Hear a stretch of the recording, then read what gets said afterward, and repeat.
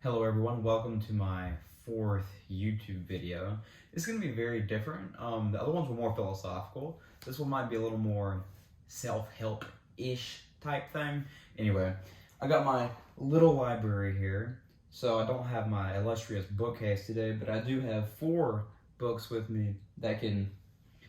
Anyway, so here's something I've been thinking about. So like a lot of the time we like to think that we act virtuously somewhat, or we try to act virtuously, and we fail day in and day out, but at least we're trying, right? I actually probably want to reject that kind of thinking. I think we deceive ourselves into thinking we're more selfish or we're more selfless than we actually are. Here's some things to think about. So some things that aren't as virtuous as we'd like to think that they are. So now, these aren't necessarily bad. Out of moderation, they might be. But this is kind of commonplace stuff, but they can be improved upon, and they're not as virtuous as we think that they are. So first, being kind to others. So, here's a situation. Imagine you're in a social setting at college, and it's your first day. Someone comes up to you and says hi. Now, maybe you don't dislike people, but, you're just kind of like, come on. Someone says hi to you, there's this social pressure that immediately happens. And there's this pressure to say hi back and start a conversation. Now, maybe you really love the person, and that's a different conversation. We'll talk about that later. But a lot of the times, we're just kind of motivated by a desire for them to not dislike us, right? Because it's going to be awkward if we just stand there and not say hi and not have a conversation. So it seems like in a lot of cases, we're just engaging with it so they don't dislike us. So, if you knew that someone's opinion of you wouldn't be affected by your kindness, would you still be kind? If someone wouldn't like you or dislike you, would you still try to serve? That's a good question to ask yourself. So what about certain things that we're passionate about? Maybe we like to say that we're pursuing our passions, because it serves others for a particular reason. How much of it is service-based, and how much of it is trying to get others to validate something that you value about yourself and you want others to appreciate your work? If you didn't serve anyone with your passion, would you still do it with the same ferocity? If the answer is yes, then service has little to do with why you're doing what you're doing. What about performance? This is interesting because I'm a musician, so this comes up a lot. Performance with respect to speech as well. Performance can raise its ugly head in social situations as well. Perhaps socializing feels like a performance sometimes, and I kind of relate to that as well. So what happens during a performance? We'd like to think that maybe it's an attitude of service towards your audience. Maybe in a music performance, you're trying to provide them with beautiful music. Maybe in a speech, you're trying to provide insightful information to your audience. Maybe you think that it's service-based. So, well, if you wanted to show them beautiful music, why would you do it unless you're just Long or some amazing pianist? Like, why? It seems like you want to show them beautiful music. Go to YouTube or bring them to a fine arts center downtown, or somehow expose them to beautiful music.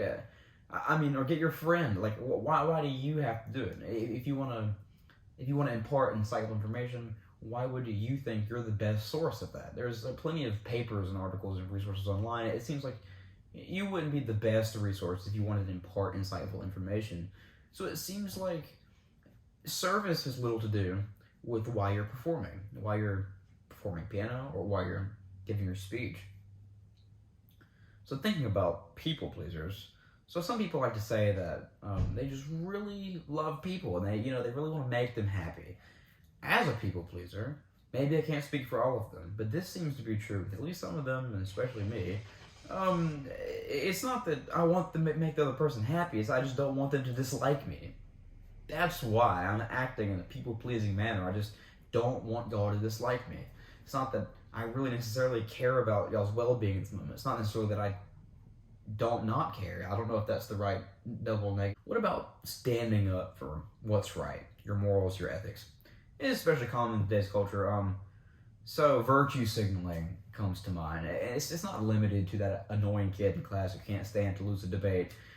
We all virtue signal all the time. It seems like when we talk about our moral stances and we talk about things that we find deep with respect to morality, or maybe we do ethical acts or something. So sometimes like we act ethically just so that others can see that we act ethically, so that we look better to others. Now, that doesn't happen quite as common as expressing ethical views, because expressing ethical views can make yourself look more virtuous and talking about that. And that happens a lot, especially in my life. So, if no one saw you protesting or standing up for your values, would you still protest? Would you still go out there and talk about them? And that's a good question to ask. So this one's a little bit less problematic. So what about friendships and relationships? So I'm absolutely convinced that relationships are deeply conditional. Like there's not much unconditional about relationships. So think about how a relationship develops, not just a romantic one, but any type of relationship. You come across someone, you find them relatively attractive, and maybe they find you attractive for some reason, and you talk, you hang out, you get more attracted to each other, and then you decide to hang out again. You do this across time, and eventually you actually start to kind of care about the person's well-being. You start to kind of love the person, and then maybe they love you back for loving them, and then you love them for loving you. And not to mention, one of the most emotionally satisfying experiences is discovering that someone cares about something that you care about. Shared values, shared interests. So, while these facts about relationships don't necessitate vice or indicate vice or anything, plausibly we could aim for higher goods, like unconditional love. Other actions are just flatly not virtuous whatsoever. So, even though we like to think that they are, so maybe debating someone and claiming that you're trying to guide them towards truth. You know, if you want to guide them towards truth, again, with the speech thing, there's plenty of resources. Go online, books, journals, articles. It seems like that's a better way to, guide someone towards truth. Most of the time when we're debating someone, maybe not in a professional setting, but just like in a colloquial setting, when we're debating someone, we just want to uphold our rationality. And if we're annoyed at the other person for making a point we think is dumb, we want to make them feel like they're irrational, as a type of punishment or retribution for their irrationality in some sense. So if you didn't think that the person cared about your rationality to some extent, would you still try to guide them towards truth? And that's a good question to ask yourself. So investigating a topic that you're trying to find the truth on, but you're actually just kind of researching it so that you can win a debate somewhere else or win over your rationality. Like, imagine you're debating someone about a topic and they really stump you on a point. So later that night, you go and just research that point. You're not actually pursuing truth. You're trying to preserve your rationality, and maybe you're trying to make them look dumb because you're annoyed with their view or something. So if there were no debate, would you still do the research? And that's a really good question to ask. So clarification at this point. Obviously, not everyone is the same with respect to these virtues. And we all differ in degree, to what virtues are lacking.